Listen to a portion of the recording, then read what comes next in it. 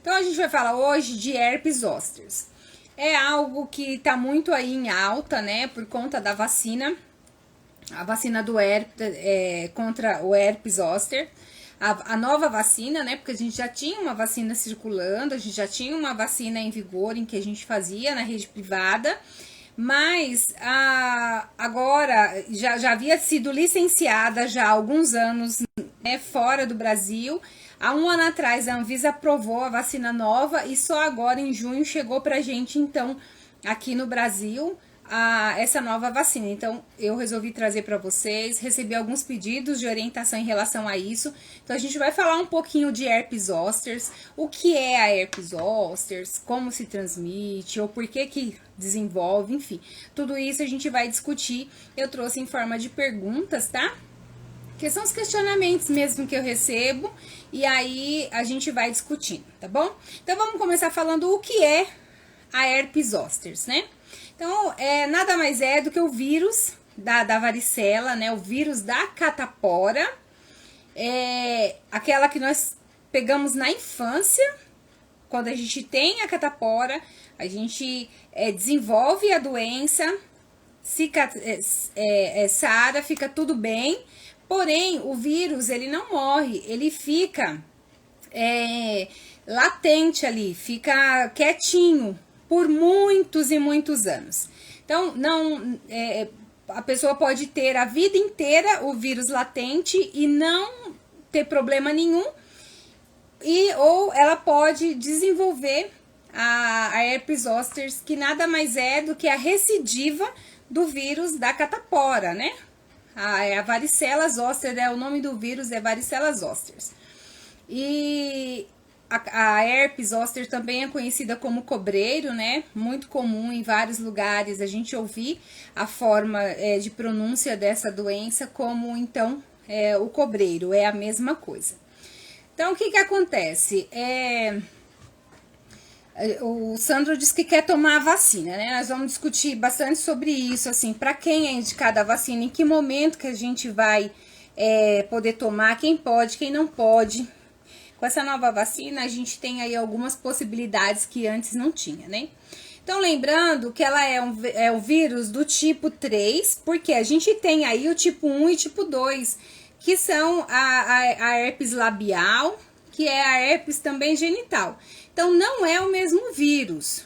O vírus da herpes zosters, ela não é o mesmo vírus daquela herpes que dá na boca, sabe aquela feridinha? O pessoal fala, ai, a aranha passou na boca, aí sai aquela bolha e fica dolorida, depois estoura, aquela vesícula fica só a crosta. Então, esse é o vírus tipo 1 e tipo 2, a genital também. Mas é diferente, é um vírus diferente, tá? Então, não pode estar confundindo, achar que o que dá no corpo, ele é o mesmo que dá na boca ou que dá no corpo. Inclusive, o que dá na boca e o que dá na região genital, ele pode dar várias vezes na mesma pessoa durante a vida. E a herpes zosters, ela costuma dar uma vez, às vezes pode acontecer alguma recidiva, mas não é tão comum de acontecer, tá? O povo tem costume de dizer que é boqueira, isso mesmo, né? Bem, o popular é assim, é boqueira mesmo, que é o vírus da herpes se manifestando, ok? Então, assim, a pessoa teve a catapora na infância, o vírus ficou latente, ficou quietinho, armazenado nos gânglios nervosos, né? Então, ele fica no nervo, ali no gânglio do nervo, se armazena ali e fica ali quietinho pro resto da vida, às vezes sem dar nada, ou às vezes desencadeia a doença. E aí, o que pode acontecer, né? O que causa o desencadeamento dessa doença? Então, principalmente, que vai determinar aí é o fator imunológico. E aí pode estar ligado ao quê? Ao fator idade, porque com o passar dos anos a gente fica mesmo com a imunidade baixa, a gente fica, o nosso sistema imunológico, ele envelhece também, e aí ele não responde tão bem, né? O nosso corpo não responde tão bem às infecções, aos vírus. E aí, caindo essa imunidade, a gente pode sim desenvolver a herpes zoster, tá? Eu tô vendo que tem várias perguntas, no final eu respondo, tá bom? Pra eu não me... Eu já tô meio agitada aqui por causa da live que travou o celular e eu tive que instalar no outro celular pra conseguir falar com vocês. E aí o cérebro já não ajuda, né? Vocês sabem, depois dos 40 aí fica mais complicado. Então, no final, eu dou uma olhadinha nas perguntas e a gente vê se foi algo que não falei ainda, eu retomo, ok?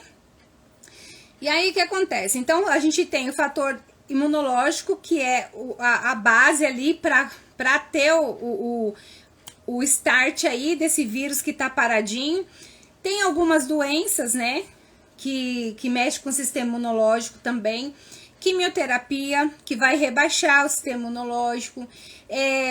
Medicamentos como imunossupressores, HIV. Então, a gente tem situações de saúde, você vê que tá sempre ligado à defesa do organismo. Então, quando cai a defesa do organismo, aí o vírus se aproveita, então, e manifesta, tá bom? E aí, quais são os sintomas da herpes zoster? É importante a gente saber isso, porque é uma doença que ela começa a se desenvolver com sintomas muito aleatórios. Por exemplo, se o vírus ele estiver armazenado na região da face, a pessoa pode começar com uma dor de ouvido. Uma dor de ouvido que vai piorando 1 dia, 2 dias sem aparecer nada, só dor. Ela pode ter uma dor nessa região da face. Ela pode ter, por exemplo, se for aqui na região da costela, né? Na região do nervo ou lombar, ou então aqui na região aqui próximo do diafragma. Vai depender de onde, qual é o nervo que vai estar acometido. Então, quando ela começar, o vírus começar a se desenvolver e começar a ficar ativo, ele vai causar uma dor. Então, essa dor, ela pode ser confundida com muitas coisas. Se for nessa região, principalmente do lado esquerdo, você pode associar até um infarto. Já vi casos de pacientes que foi socorrido com suspeita de infarto e depois não tinha, né?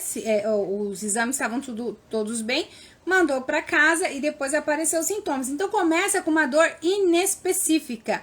Tem uma dor localizada, porém, não sabe de onde vem. E aí, em torno de 2 dias, começa então a aparecer as lesões, manchas, e depois desenvolve então as vesículas, né? Que são as bolinhas. E essa lesão, ela é limitada, né? Não é uma lesão que vai tomar conta do corpo inteiro.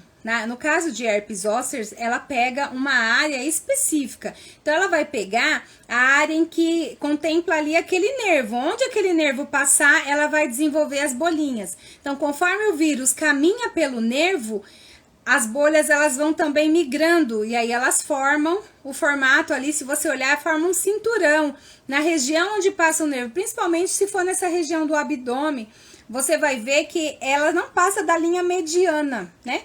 Porque o nosso corpo, ele tem, por exemplo, a medula espinhal, tem vários nervos que saem dela, né? Então, tá lá o osso meio e o nervo vai saindo, né? O vírus, ele tá num nervo específico, de um lado. Então, ele vai inflamar aquele lado. Para ele inflamar o outro, para sair dos 2 lados do corpo, teria que inflamar o outro lado. Então, ele tá armazenado, por exemplo, do lado direito, ele vai ficar só nessa região, ele não vai pro outro lado. Então, são sintomas muito específicos, né? Você vai ter lesão com bolhas, numa área delimitada, unilateral. Então, o diagnóstico, ele é basicamente clínico. Porque se você fizer uma sorologia, por exemplo, você vai perceber que existe uma memória, vai dar positivo, por exemplo, um IgG, mas relacionado o quê? A uma varicela que você teve lá na sua infância. Ou então, se você tomou uma vacina, você pode ter essa resposta. Então, ele é basicamente clínico, tá? A avaliação médica, ela é clínica, então ela vai olhar, tem dor, tem as lesões, tem bolhas, as vesículas, né? Elas são delimitadas, elas seguem ali uma área específica de um nervo, então ali se faz diagnóstico então de herpes zoster, tá bom? Então os sintomas começam com dor ou formigamento, depois as vesículas, aí em torno lá de 7 dias essas vesículas já se romperam, e aí então tem a crosta, aí pode coçar, né, acabar tendo coceira, e no período de crosta é um período que não tá transmitindo, tá? Então é um período onde você até tem as lesões, mas não tá mais passando por um processo de transmissão. Vamos lá. Quem já teve catapora tem chance maior de desenvolver herpes zoster? Sim, com certeza. A herpes zoster, ela não é uma coisa que você normalmente pega.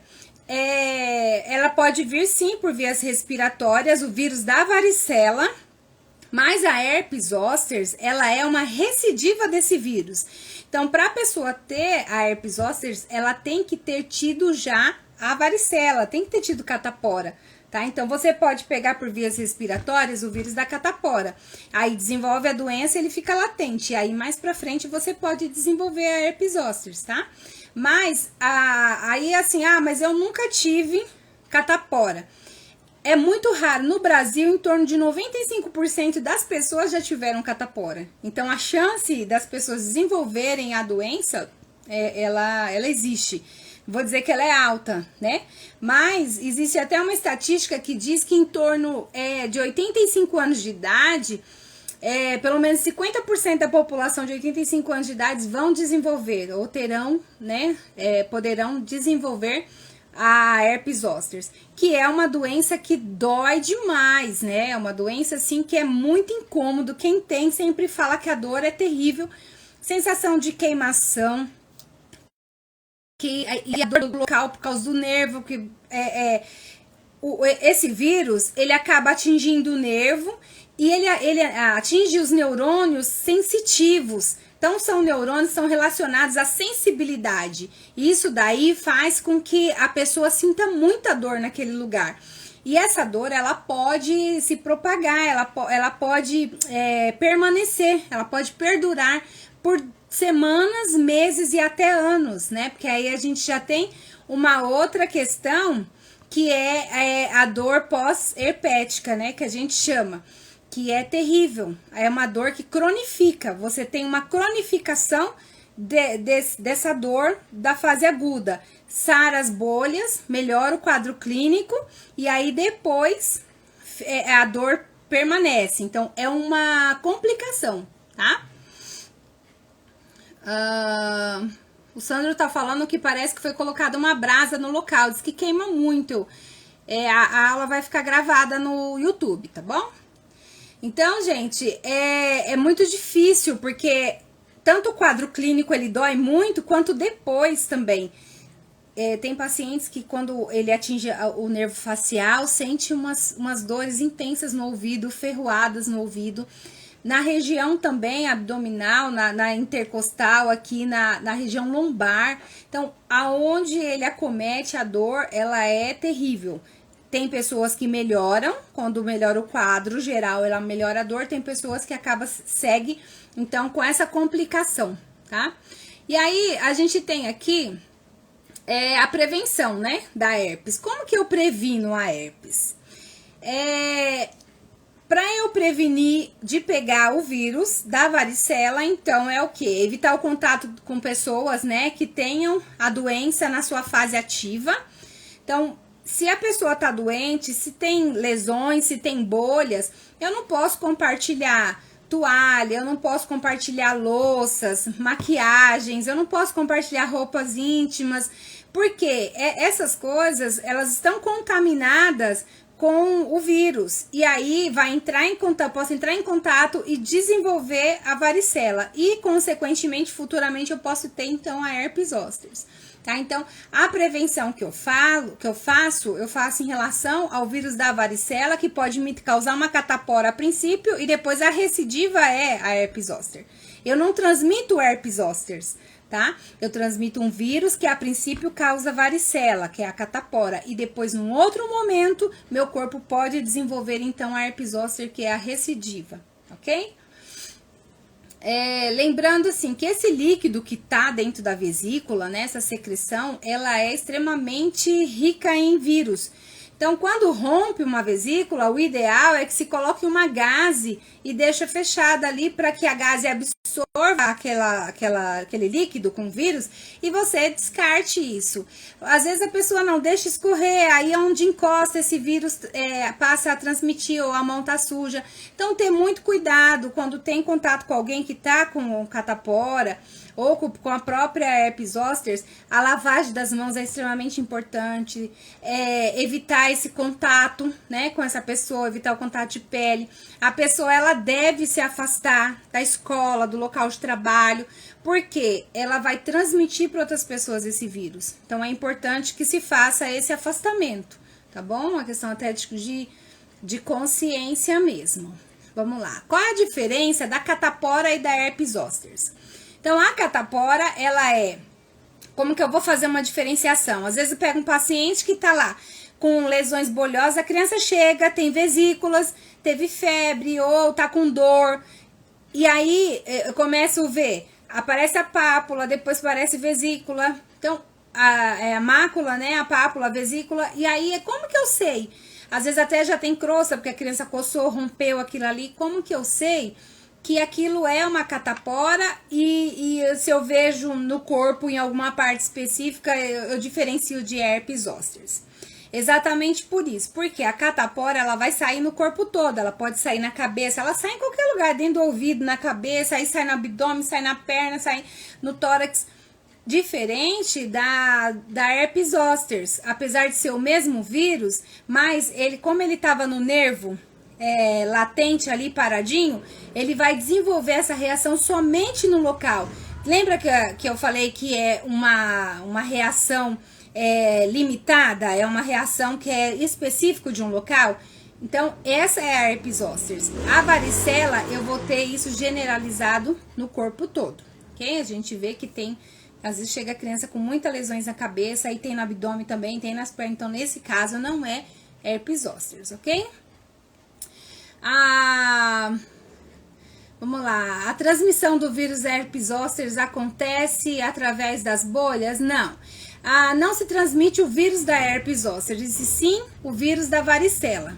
Então, o que eu falei, o herpes zoster é uma recidiva, é quando a pessoa já teve a catapora e tá tendo de novo uma ativação desse vírus. Esse vírus, ele é ativado porque o meu sistema imunológico, ele cai e permite, então, que o vírus se reative. Quem teve herpes zoster pode ter novamente? Então, sim, mas não é muito frequente ter, tá? Não é impossível, mas não é uma coisa que costuma acontecer.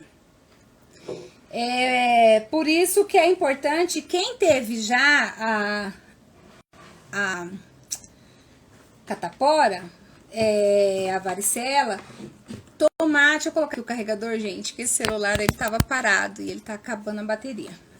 Tomar a vacina, é recomendado que se tome a vacina, porque existe uma possibilidade de ter recidiva, né, existe uma possibilidade de ter novamente, mas não é tão comum, tá? Vamos lá. Quem está com herpes zoster tem que ficar em repouso? Era uma outra questão. É aquilo que eu falei. O repouso, ele é para uma recuperação do corpo, enquanto se a pessoa sentir a necessidade. Mas esse afastamento das pessoas, esse distanciamento, esse afastamento do local de trabalho ou da escola é importante para não contaminar outras pessoas, ok? Quem teve varicela vai ter herpes zoster? Não necessariamente todo mundo que teve varicela vai ter herpes zoster, mas todo mundo que tem herpes zoster já teve varicela, tá? Isso é importante a gente saber, porque nada mais é do que o vírus da varicela que estava adormecido e acordou, tá? Ele despertou e aí deu então a doença, ok? Então não quer dizer que todas as crianças que tiveram catapora vai ter herpes zoster na vida adulta, principalmente quando for idoso? Não. Agora, todo mundo que tiver já teve catapora na infância, ok? Vamos lá, tratamento. Então, qual é o tratamento para isso, né? Então, é uma doença que não tem cura, o vírus não morre, ele fica paradinho, porque mesmo depois que fez todo o processo de recidiva, que tratou, que melhorou o quadro clínico, o vírus vai continuar lá, ele não vai morrer, tá? Então, é importante que a gente se cuide, é importante que a gente, se possível, tomar vacina, enfim, para que evite uma nova recidiva. Não é tão comum, mas pode acontecer, ok? Então, o tratamento, o que é? Antiviral. Então, normalmente, o que se usa é o aciclovir, que é o medicamento para controlar esse vírus. A gente pode também ver prescrição de antibiótico, porque nós temos as lesões elas podem se contaminar, conforme coça, leva a contaminação. Então, se eu tenho uma infecção secundária, provavelmente o médico vai passar um antibiótico para tratar isso. Tem que tomar analgésico, gente, não tem jeito, porque a dor é terrível, a pessoa sente muita dor, então ela vai tomar muito analgésico, às vezes analgésicos mais fortes, para conseguir conter essas dores, né? Os banhos frios e as compressas com líquidos frescos, eles vão ajudar a diminuir a coceira do local e a dor, tá? Porque como dói muito, uma sensação de queimação e também coça. Então, compressa fria, banho frio costuma ajudar bastante. Então, basicamente é isso. É o antiviral para segurar a ação do vírus, é o analgésico para tirar dor, é antibiótico se tiver processo infeccioso associado e compressa fria. Ok?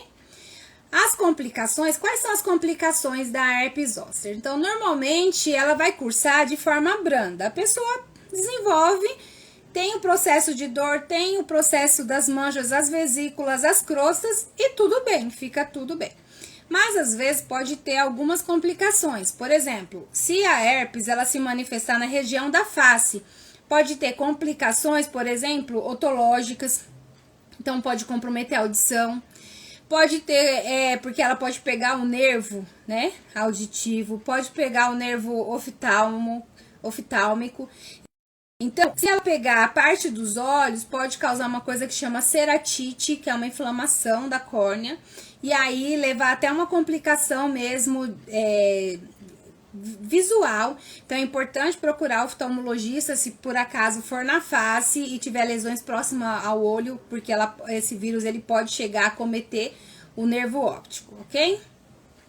E aí a gente tem também a neuralgia pós-herpética, que é a dor que se cronifica. Essa dor que sente no nervo pode ser que melhore o quadro geral, porém a dor ela se perpetue, fica aí uma semana, meses ou até anos. Tem pessoas que às vezes convivem por muito tempo, precisa fazer tratamentos específicos para poder conter essa dor, tá? E esse tratamento, muitas vezes, ele precisa ser feito à base de corticoide, ele precisa ser feito à base de pomadas específicas também com corticoide. Às vezes precisa fazer infiltração nesse nervo que está inflamado por conta do vírus, então, para ver se melhora essa dor.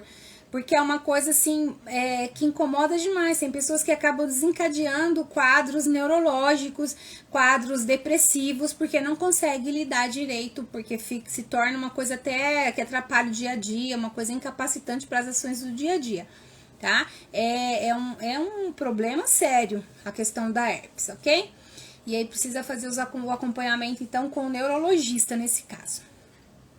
Agora nós vamos falar da vacina, né? Então, a vacina, que é uma das formas de prevenção, que é a maior forma de prevenção que a gente tem.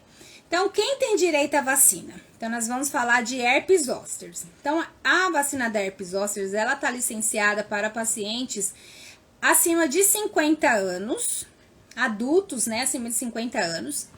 Nós tínhamos antigamente somente a vacina de vírus atenuado. Então, a gente tinha a Zostavax da Merck, né?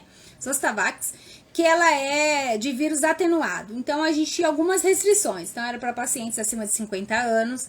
A gente não podia usar em pacientes imunocomprometidos, apesar deles serem as pessoas que mais tinham riscos para desenvolver a herpes, mas com um paciente com baixa imunidade, se tomar uma vacina atenuada, existe um risco muito grande de desencadear a própria doença. Então, acabava que não podia, né? Então, não tinha essa indicação.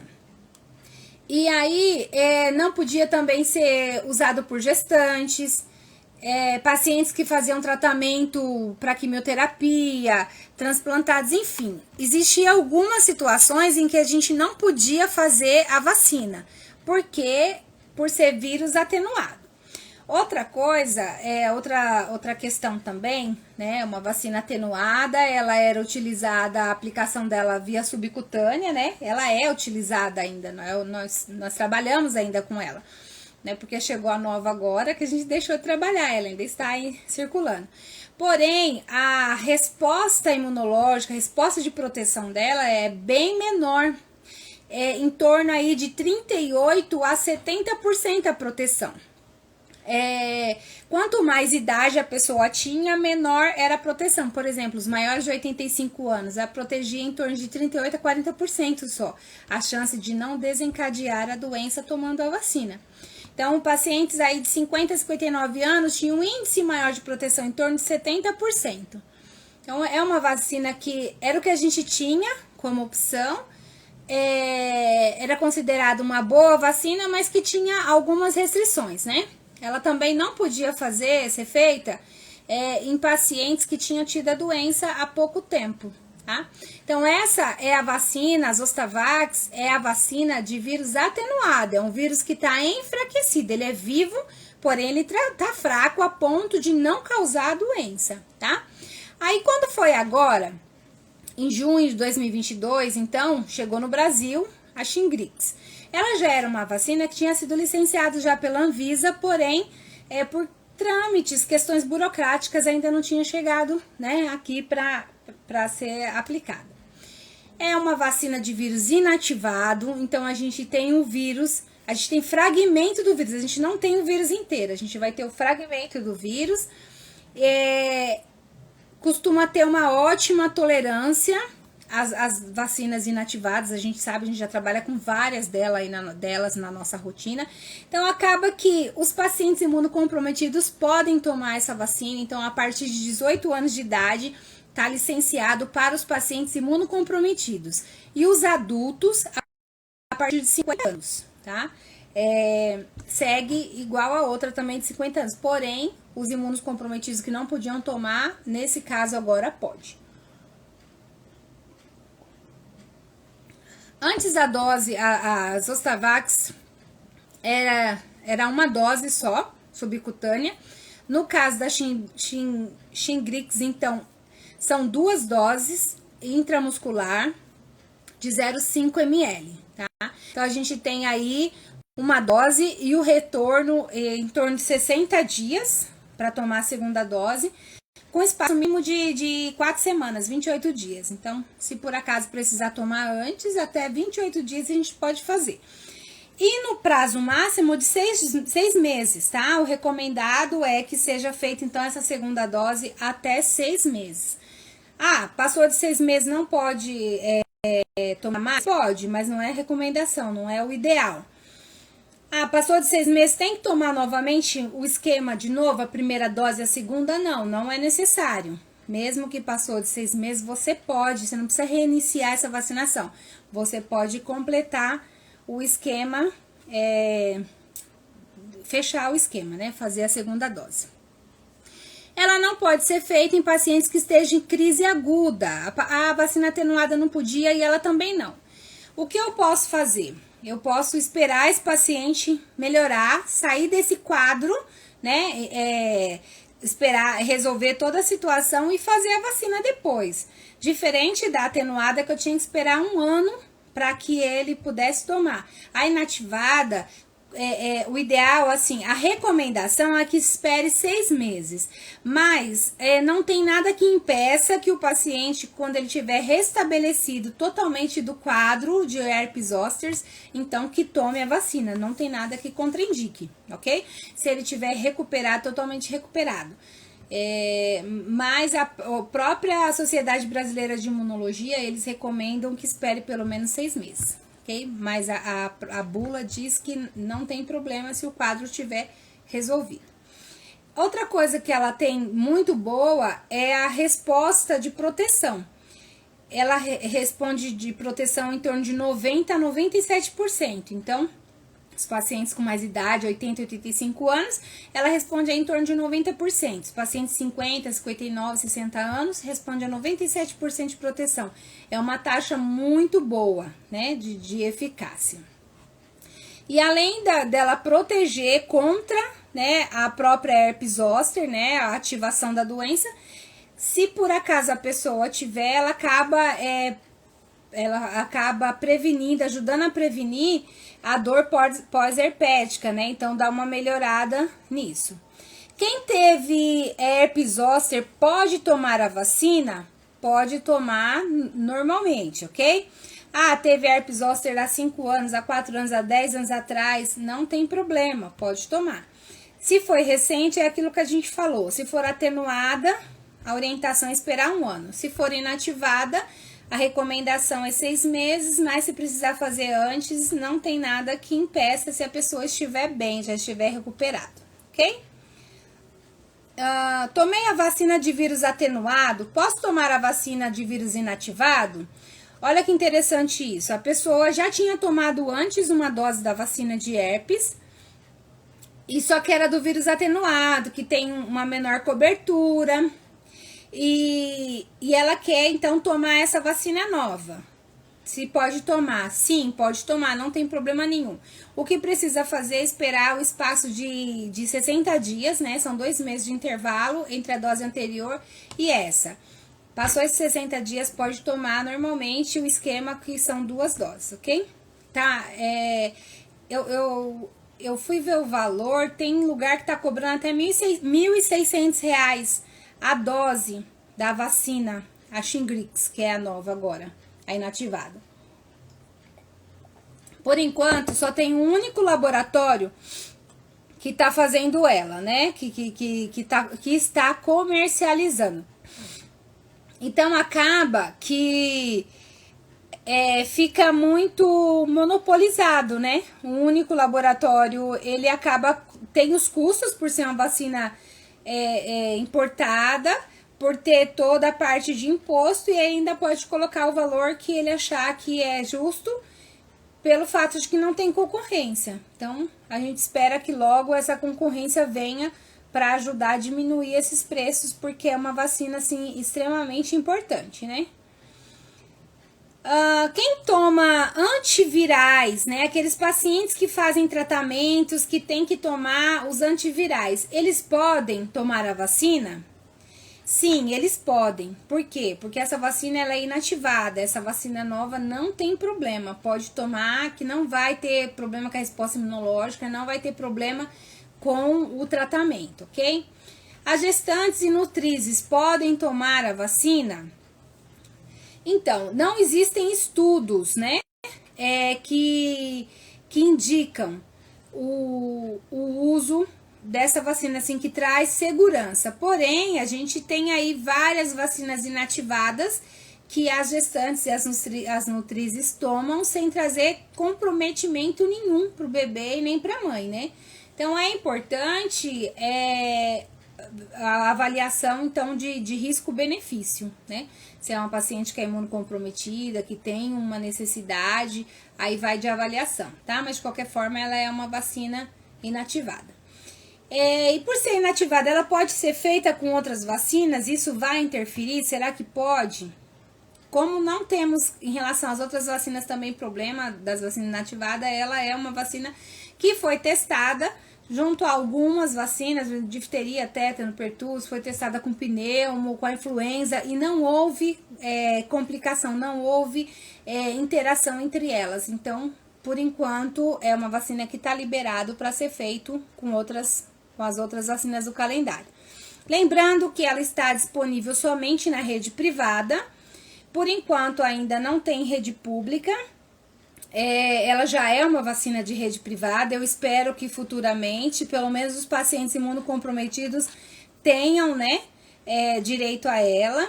E no CRI a gente tem os casos de pacientes que precisam de prevenção de varicela, que acaba tomando a varicela, né, atenuada no próprio CRI, mas para casos especiais, né? Agora, no caso da vacina, tanto atenuada quanto a inativada da herpes zoster é na rede privada, ok? Deixa eu dar uma olhada aqui, eu vi que alguém comentou, onde trabalha é R$780. É 780 a Shingrix ou a Zostavax? Conta aqui pra mim. No caso da Glaxo, são quantas doses? São 2 doses intramuscular. Deixa eu me ver aqui se eu consigo baixar. Gente, só um minuto que eu vou respondendo aqui as perguntas de vocês, tá? Eu vi que vocês... Pessoa deprimida pode ter complicações se pegar herpes zoster. Na verdade, existem algumas complicações, né? Que é mais essa questão... a questão oftalmológica e otológica, porque é uma coisa mais focada. Ela pode até ter uma repercussão maior pulmonar, neurológica, mas é muito raro, tá? Normalmente fica mais ligado ao próprio o nervo que foi atingido. Minha mãe teve uma crise 10 dias após a primeira dose da Shingrix. Ela pode tomar a segunda dose após 2 meses? Então, nesse caso, por ser uma vacina inativada, a gente tem ainda uma mobilidade maior para fazer essa vacina. Porém, é o que eu falei, a própria Sociedade Brasileira de Imunologia, eles orientam o intervalo de 6 meses para fazer a vacina. Mas não tem nada que impeça de fazer antes, desde que o paciente esteja com o quadro da herpes zoster totalmente controlado, já tá bem, já sarou todas as lesões, não tem dor, tá super bem. Então, pode fazer a segunda dose. O ideal é que se espere os 6 meses. Se não puder esperar os 6 meses, pode fazer antes, desde que o paciente esteja totalmente recuperado, ok? Então, essa história de pegar logo catapora, pois dá só uma vez, ajuda o meu corpo a ter doença mais tarde, complicado mesmo. Então, a catapora, ela é uma doença da infância, né? A gente percebe que, assim, a população em geral, a maioria pegou catapora. Hoje em dia, a gente faz a vacina já para evitar isso, porque a gente sabe que a complicação dela é a herpes zoster. E aí, talvez pela falta de conhecimento, as pessoas acabavam colocando tudo junto, né? Para poder adoecer logo e ficar todo mundo imunizado.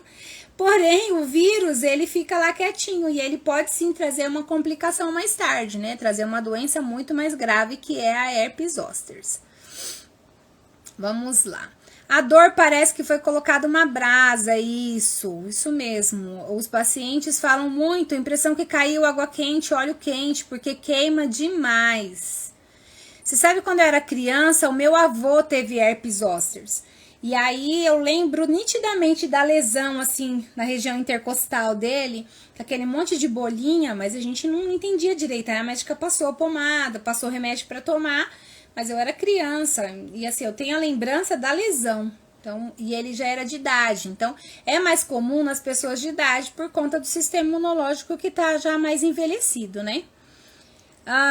Eu tive catapora já adulto e 5 anos após tive a herpes zoster. Olha só, é sistema imunológico, né? Na verdade, teve uma recidiva muito cedo. Isso não quer dizer que não, às vezes a gente passa por um momento de estresse muito intenso. Você sabe que o estresse, ele abaixa muito a sua imunidade, deixa o seu sistema imunológico debilitado. Então pode sim ter uma recidiva do vírus. Quem teve já catapora pode ter herpes zoster? Sim. Nem todo mundo que teve catapora vai ter herpes zoster, viu? Em torno de 50%. os que chegarem até 85 anos, em média, para cada 2 pessoas, uma vai desencadear herpes zoster, se não for vacinado. Ok, tive semana passada, uma semana após a vacina, tá? Pode acontecer de ter, na verdade, você pode ter algumas vesículas, pequenas vesículas próximo da vacina, que é uma ação do próprio vírus do local. Como você pode também ativar o sistema, né? Vamos lá, tomei, a Renata, né, falou. Ok, então, gente, eu aproveitei aqui para responder, eu acho que é isso. Então, é uma doença grave, né? É uma doença que a gente pode evitar com a vacina. E a gente fala assim, nossa, a vacina, quem tá com tratamento com câncer pode tomar inativada, porque atenuada não pode, né? Não, atenuada não pode porque o sistema imunológico tá baixo. Então, a gente não faz a vacina atenuada. Mas a inativada pode sim, tá? Acima de 18 anos de idade pode tomar. Ela falou que é a Shingrix, que tá R$780. Que bom, né? Que ótimo. Eu vi aqui na verdade, vou ser bem sincera, talvez seja as 2 doses, né? Por R$1.600. Dá uma média aí de 800, né? Se o seu tá 780.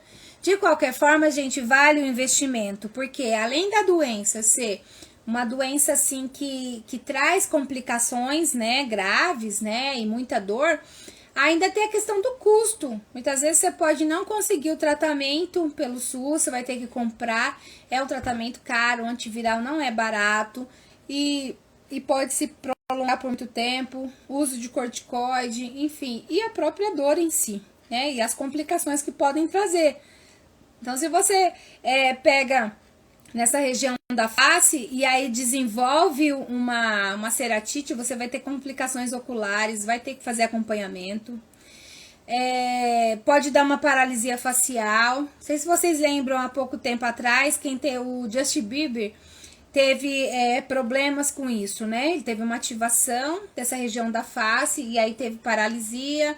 Então, são situações assim bem complicadas e é importante, se houver possibilidade de fazer, ok? Então, a inativada, o que acontece em relação à gestante, assim, não existem estudos, né? A Shingrix, ela não foi feito estudos para esse público. Porém, a gente sabe que as vacinas inativadas, as gestantes toleram bem, não costumam dar problema nem para o bebê, nem para a gestante. Então, nesse caso, precisa passar por uma avaliação médica para avaliar a necessidade, se compensa o risco e o benefício, tá bom? Certinho, gente? Olha, por fim, acabou dando certo. A gente conseguiu conversar um pouquinho sobre herpes zoster. Eu espero ter esclarecido um pouco para vocês. Eu espero que vocês tenham gostado. Se ficar dúvidas, depois manda para mim no direct que eu respondo para vocês. Respondo na caixinha de perguntas. Essa live vai ficar gravada lá no YouTube. Quando entrarem no YouTube, faça seus comentários, deixe lá as perguntas. Isso serve para o YouTube entender que é um conteúdo relevante e levar para outros colegas também, né? Para distribuir para outras pessoas que precisam saber dessa informação. E se você tiver dúvida, se deixar lá no comentário, eu vou responder por lá também, tá bom? E aí, me sigam lá nas redes sociais, né? Me sigam lá no YouTube. Ajuda a gente aí a aumentar, crescer o canal para levar informação para muito mais pessoas, ok? Um beijo enorme para vocês, desejo uma ótima noite e quem tiver dúvidas pode mandar ou lá no YouTube ou no direct que eu respondo, ok? Fiquem com Deus, gente. Até semana que vem. Tchau, tchau.